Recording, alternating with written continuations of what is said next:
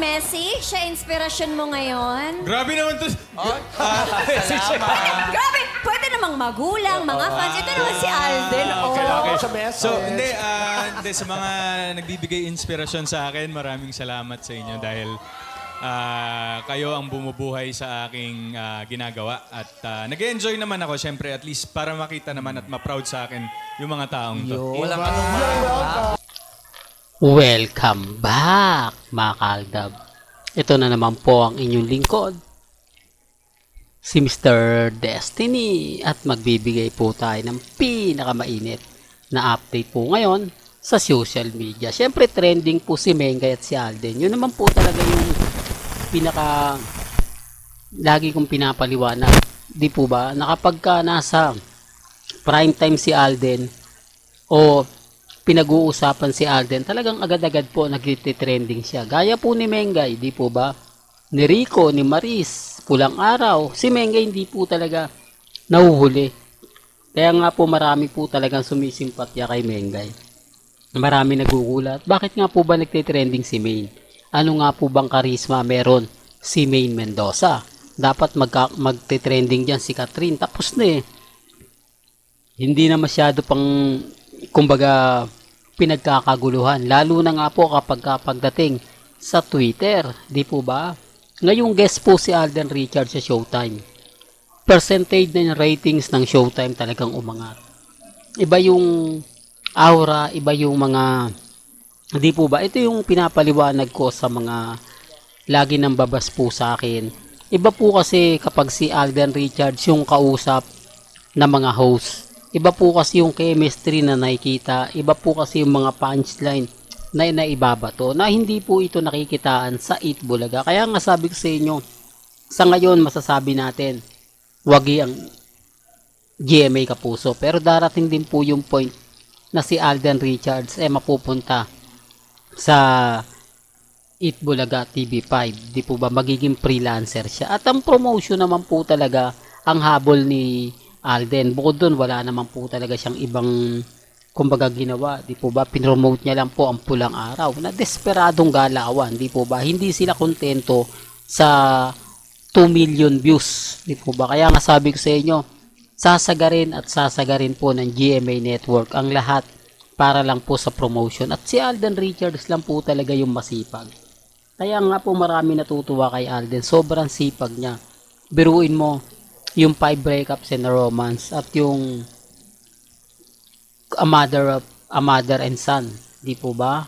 Nakita nyo naman po kung gaano ang promotion ng ginawa ni Alden Richards. Real talk to, kahit mag-isa siya, ginagawa niya yung dapat na ginagawa ng cast ng a mother and son at yung 5 breakups and a romance. Kaya nga po maraming artista ang bumibilib at talaga naman pong humahanga kay Richard Paul Quezon kasi patapos na yung pelikula pero siya nagpo-promote pa rin. Di po ba hanggat may sinihan na bukas, asahan nyo si Richard Paul Quezon talagang magpo-promote gaya po ng Pulang Araw. Di po ba? Walang ibang kasama si Alden. Talagang parang, ito kasi may bungad ang Eat Bulaga, basagin natin.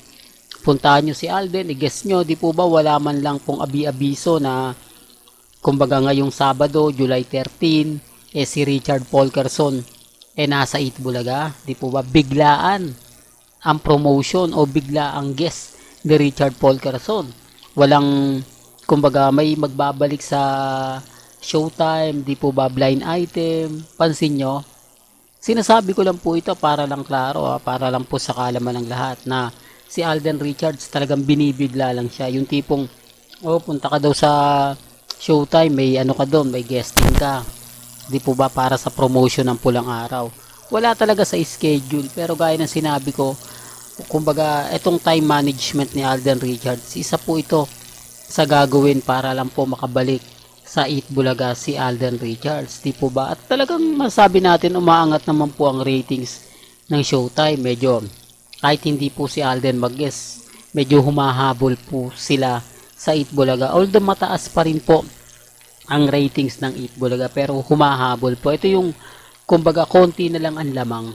Yung isa, ibig kong sabihin na makagawa lang ng isang trending, isang viral, babaliktad yung sitwasyon na ayaw naman po talagang mangyari ng Eat Bulaga. Kaya nga po kung sino-sino yung mga kinukuha nila, kung sino-sino yung nag-guest sa kanila para lang kumbaga makakuha ng simpatya. Di po ba kahit sa therapy, di po ba pansin nyo, sinasabi ko lang po ito lalo na po sa mga taong kumbaga laging nagtatanong, sa mga taong kino-question yung mga sinasabi ko, sa mga taong galit na galit sa mga pinupunto ko.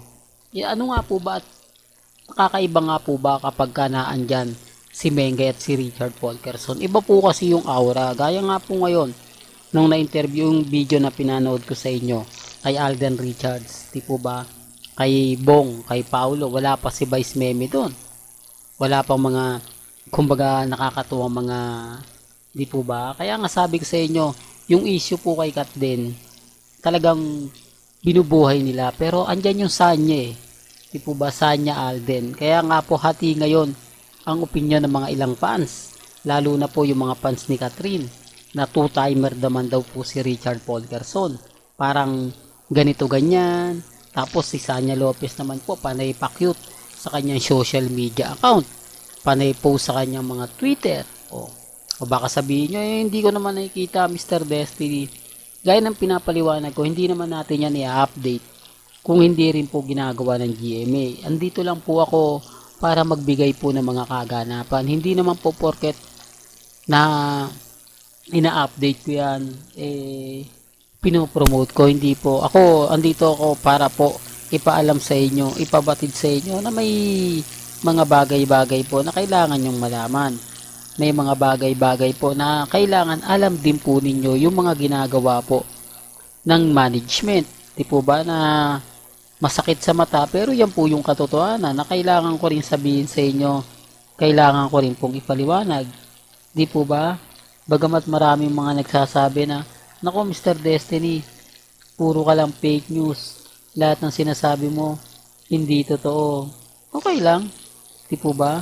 Kaya nga po hindi ako basta-basta nagpapa-apekto, lalo na nga po pagdating kila Mengay at kay Alden. Kasi alam naman po natin ang buong kwento. Alam natin ang buong istorya. Di po ba? Lalo na po kapag nabuo na yung sinasabi nilang pelikula nila bossing. Sabi ko nga sana nga po mag-guest dyan si Richard Polkerson. Balikat na to, hindi daw talaga siya makukuha dahil kumbaga wala po talaga sa line-up ngayon. Sobrang busy si Alden at hindi nga po talaga makakagawa, pero marami nagsasabi na magantay-antay lang po dahil darating naman yung point na si Richard Polkerson magkakaroon ng mga kaganapan. Di po ba sa ngayon sobrang busy lang po niya. Kaya nga sabi ko sa inyo, relax lang po kayo. Di po ba maging kampante lang. Malay nyo may magandang update na ibabato po tayo maya-maya lang. O sa ngayon, sabihin na natin, ibigay na natin kay Richard Polkerson itong Showtime. Isa na naman po ito nagte-trending at nagba-viral. Di po ba? Kaya nga po yung Eat Bulaga, medyo siyempre hindi sila gaano makagalaw, hindi sila masyado makaporma kung ang pag-uusapan lang mga artista. Di po ba? Wala naman po talaga silang artista na masasabing o maaasahan sa mga bagay-bagay na kung titignan nyo, dapat mas kukuha sila sa ABS-CBN. Wala na eh. Sino nga po ba yung mga sikat pa sa ABS-CBN? Wala na. Kumbaga, yung basag na. Di po ba? Wala na pong maganda.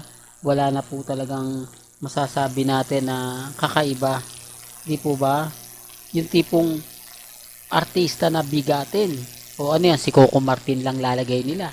Di po ba? Siyempre, hindi naman papayag si Coco Martin na siya po yung laging magiging guest sa Eat Bulaga. Busy rin naman po siya. Di po ba? Kaya nga sinasabi ko lang po ito para lang po sa kaalaman ng lahat. Lalo na nga po sa mga taong nagtatanong at syempre lagi po nag-aabang sa update ni Mr. Destiny. Gaya po nito, wala pong nakakaalam at ginulat lang po talaga tayo na si Richard Polkerson nasa Showtime. Di po ba? Well, hanggang dito na lang po yung updates natin. Kaya kung gusto nyo pa po ng pinaka-latest at sariwang update, abay tumutok lang po kayo dito po sa channel ni Mr. Destiny para updated po kayo sa mga latest at sa mga bagong video po na ilalabas po natin maya-maya lang. Hanggang sa muli, salamat po sa panonood at pakikinig.